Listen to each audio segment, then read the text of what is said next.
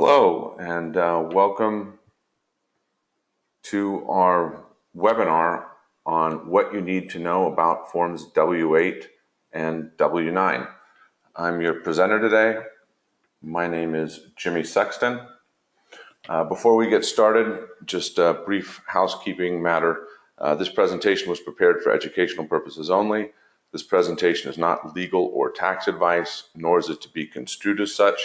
Each individual circumstances are different. You should seek legal and/or tax advice to address any specific questions you may have. A couple of other brief items. There's two handouts that are available for download from your GoToWebinar control panel. You can download Esquire Group's W-8 guide, and also this presentation is available for download in PDF format. A little bit about myself. Again, my name is Jimmy Sexton. My educational background, I have a bachelor's in business administration with an emphasis in finance, a JD in LLM and international taxation. I'm the president of Esquire Group. We have offices in Austria, Germany, the United Arab Emirates, and the United States. We specialize in international taxation, including tax issues facing U.S. citizens and resident aliens living abroad, expatriation, investing or doing business abroad, and foreign investment in the U.S. I'm fluent in English and German. If any of you want to know more about me, feel free to check out my bio at the link on this slide. As we go through the information, feel free to type in any questions into your GoToWebinar control panel. And when we get to the end of the presentation, I'll do a Q&A period and do my best to answer all those questions. Please try to keep the questions very general, not related to your specific situation, as I'll skip over those. So first, we're going to start off by talking about what the W-8 series forms are in general, because there's several different W-8 forms. So what are the W-8 series forms used for? So foreign taxpayers, meaning those who are not U.S. citizens or U.S. tax resident or green card holders, are generally subject to a 30% withholding tax on U.S. source fixed or determinable annual or periodical income, for short, FDAP income. FDAP income consists generally of interest, dividends, rents, royalties, premiums, annuities, compensation for services, substitute payments and security lending transactions, or other fixed determinable annual periodical gains, profits, or income. So fixed determinable annual and periodical income is basically income that is paid from time to time, that is paid in different intervals, and the payer of that income is going to be required to withhold the tax. And we'll talk a little bit more about that in a minute. So the W-8 forms are used to certify the foreign taxpayer status. So that is one, to certify that they are in fact a foreign person, whether that be an entity or an individual, and to disclose certain information that will determine what the payer's tax withholding requirements are on payments to this foreign taxpayer. Like I said before, it's the payer of the income that's responsible for withholding the tax and paying it to the IRS. So I'll give you a couple examples of this. Let's say, for example, you have a foreign national that owned stock in a U.S. company, and the U.S. company decides to pay a dividend of $10,000. Well, because of the 30% withholding tax, instead of paying this foreign taxpayer the $10,000 dividend, the payer, meaning the corporation, actually would have to send 30% of the $10,000 to the IRS, or $3,000. And the remaining 70%, or $7,000, would go to the foreign taxpayer. Now, absent any reduction in withholding due to a tax treaty or something like that, this 30% is a flat tax that is not going to be refundable to the recipient of the income. What's really important to remember here, especially for U.S. payers of FDAP income, is that not only is the payer responsible for withholding the tax and paying it to the IRS, the payer is also primarily responsible for the tax. So let's say, going back to the example of the $10,000 dividend being paid to the foreign shareholder, if the company failed to withhold the 30% withholding tax and pay it to the IRS, it would be the company that would be liable for the withholding tax, not the foreign taxpayer. So going to the example with the $10,000 dividend and the $3,000 tax that needs to be withheld and paid to the IRS by the company, if the company failed to withhold that $3,000 in tax and pay it to the IRS would go after the company for that $3,000, not the foreign shareholder. So it's very important for U.S. payers of FDAP income to foreigners to get the proper W-8 forms to determine the withholding tax requirements and to make sure that they comply with those withholding tax requirements, because otherwise it's going to be the payer that's responsible, not the foreign recipient of that income. The W-8 series forms are required generally by U.S. financial institutions and FATCA compliant foreign financial institutions.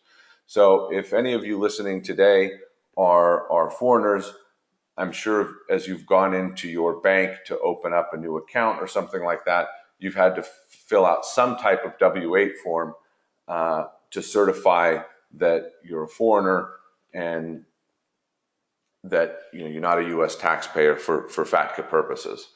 So most financial institutions around the world are now requiring one of the W-8 series forms from their account holders, so that they can certify so that they know what their FATCA status is and how to treat the account.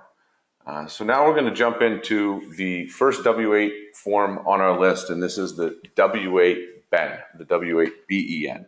This form is the Certificate of Foreign Status of Beneficial Owner for United States Tax Withholding and Reporting. So this is the form that's to be completed by foreign individuals to certify their foreign status for withholding tax purposes. This also includes disregarded entities owned by foreign individuals. So an example of this is, let's say we had an Australian citizen that's resident in Australia, and they own a U.S. LLC that's a disregarded entity that owns a rental property. Even though that LLC technically is an entity in the U.S., because it's a single member LLC, it's generally disregarded for tax purposes. And because it's disregarded for tax purposes, it's as if the owner of the LLC, the Australian, owned that property directly. So you would still use a W-8-BEN in this situation. On the W-8-BEN, you have to provide, amongst other things, your name, contact details, your date of birth, your U.S. Social Security number or individual taxpayer identification number, if you have one, and your foreign taxpayer identification number. Additionally, there is a section on the W-8-BEN where you can claim treaty benefits. In the context of W-8-BENs, treaty benefits would be reduced withholding. So the U.S. has a lot of tax treaties with countries all over the world. that reduces that 30% withholding on FDAP income, sometimes all the way down to zero. So if you were a resident of a country that had a tax treaty with the United States, and that tax treaty reduced the 30% withholding tax, then on the W-8BEN, you could claim that reduced withholding by identifying the country that you're resident of, the type of income, and the article of the treaty you're relying on. And then the U.S. payer of that income would only have to withhold that reduced amount of withholding rather than the entire 30%.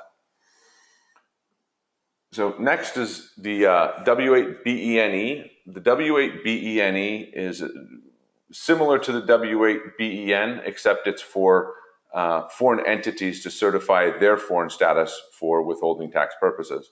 And this would also include disregarded entities that were owned by a foreign entity. So going back to the example of the Australian owning a U.S. LLC that's disregarded for U.S. income tax purposes, that in turn owns a rental property. The same would be true here if you had, let's say, an Australian corporation that owned a U.S. LLC that was disregarded for income tax purposes, and it owned a rental property. The W-8BENE would be the correct form to use in that situation. The other thing that the W-8BENE does is it provides the entity's FATCA classification. This is very important in determining if an entity is a passive non-foreign financial institution or an active non-foreign financial institution, or if the entity is a foreign financial institution, and if so, what kind. So that can be a little bit daunting, figuring out what an entity's FATCA classification is. Oftentimes the help of a professional tax advisor is needed, and if you look at the form W-8BENE, it's a bit intimidating. Amongst other things, the main information that needs to be provided on the W-8BENE is the entity name, the type of entity, its FATCA classification, the contact details, the country of formation, the U.S. EIN number, the employer identification number if it has one, the foreign taxpayer identification number, and the GIN. The GIN is the identifying number that entities use when they're registered with the IRS for FATCA purposes.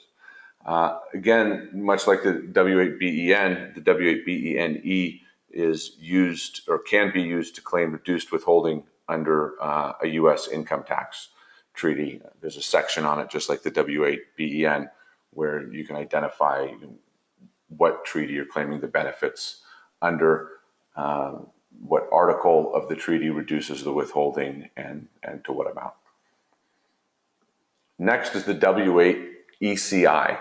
This is the Certificate of Foreign Persons Claim that income is effectively connected with the conduct of a U.S. trade or business in the U.S. This form is used by both foreign individuals and entities to certify that income is effectively connected with a U.S. trade or business. Again, this would include disregarded entities. If a foreign person, and when I say foreign person, I'm speaking of both foreign individuals and entities, files a form W-8ECI claiming that the income is effectively connected with the U.S. trade or business, and the income does have to be effectively connected with the U.S. trade or business in order to qualify, then the payer of that income is relieved of their duty to withhold tax on the income that's paid and pay it over to the IRS. Rather, the tax payment responsibilities then shift to the taxpayer from the payer.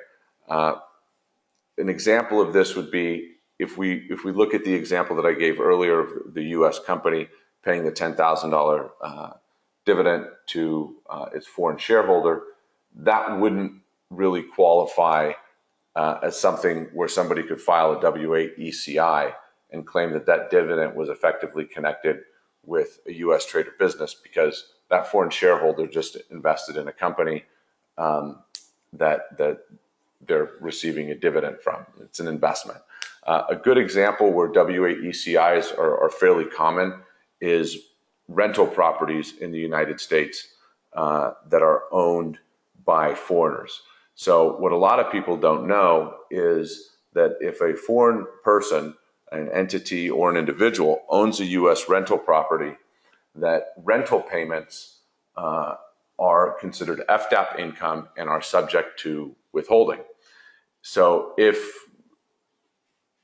let's say, you have a property manager that's managing a property for a foreign landlord, that property manager is technically required to get a W-8 BEN from the foreign landlord and withhold 30% of the gross rents and pay it to the IRS.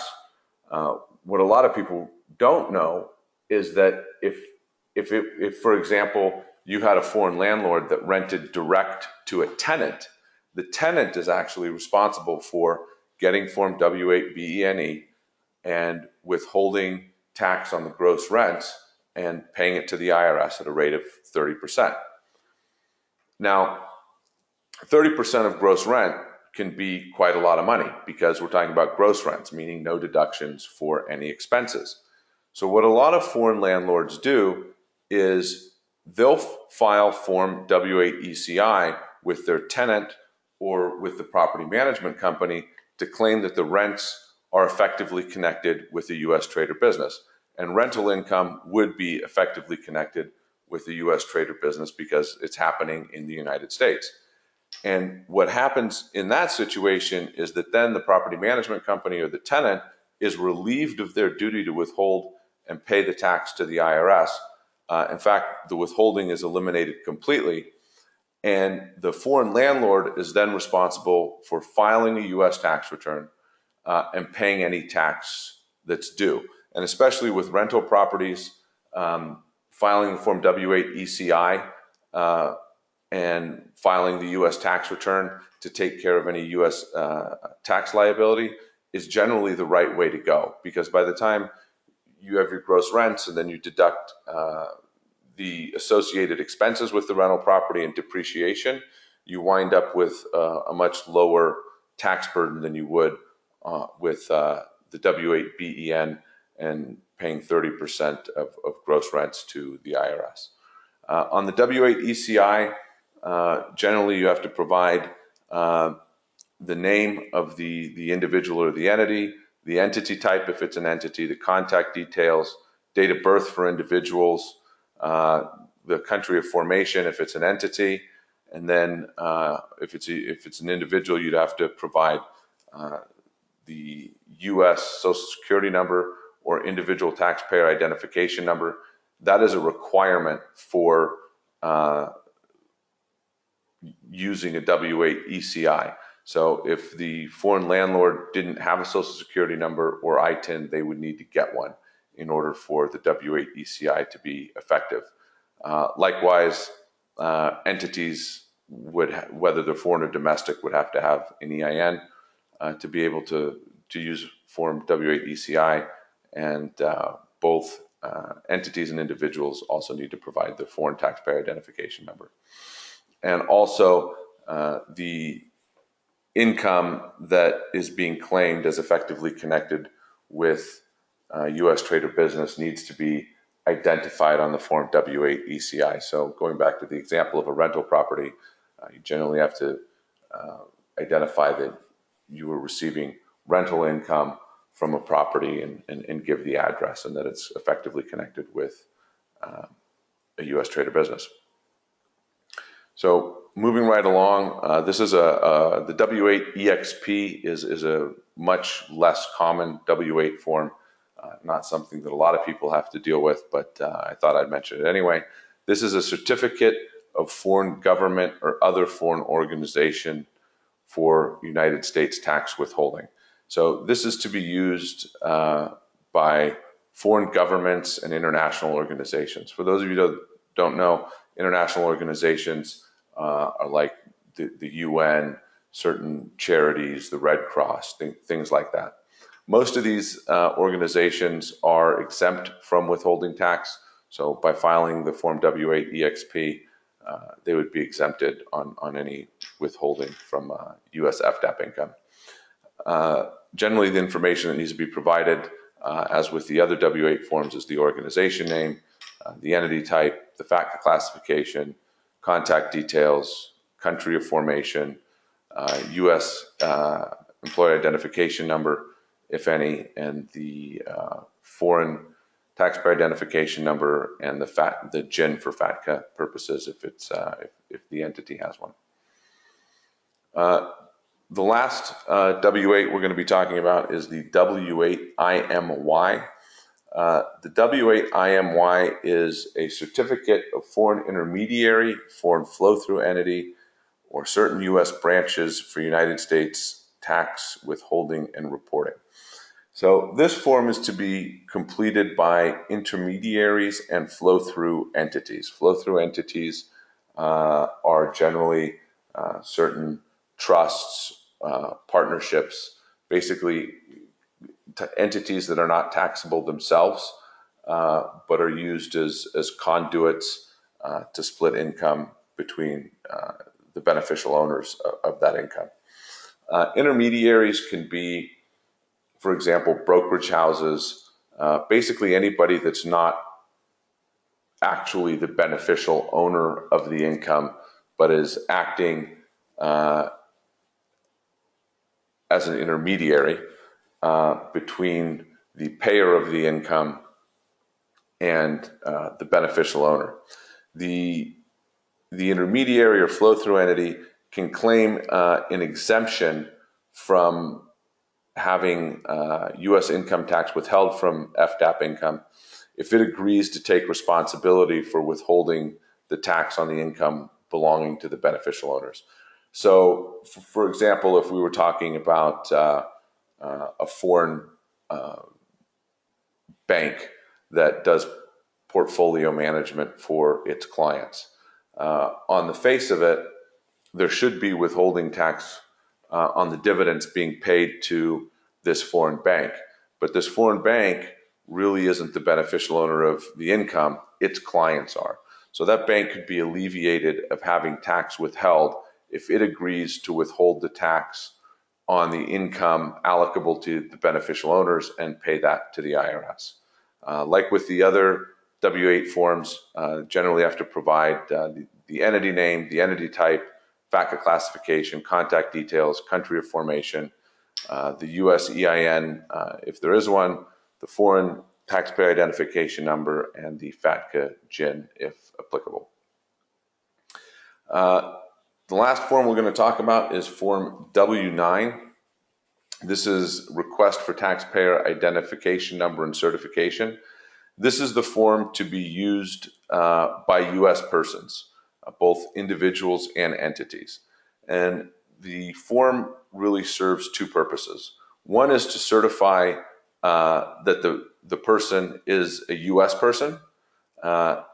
Two, it's used to certify the taxpayer identification number, whether that is a social security number for an individual or an employer identification number for an entity. U.S. taxpayers generally are not subject to withholding, so if a U.S. taxpayer provides a W-9 to a U.S. payer of income, then there generally would not be any withholding. The information on the form is much like the W-8 forms. It's the individual's or entity's name, the entity type if it's an entity, contact details, date of birth if it's an individual, and then the U.S. Social Security number or EIN, depending on whether you're dealing with an individual or an entity. That takes us to the end of our presentation on Forms W-8 and W-9.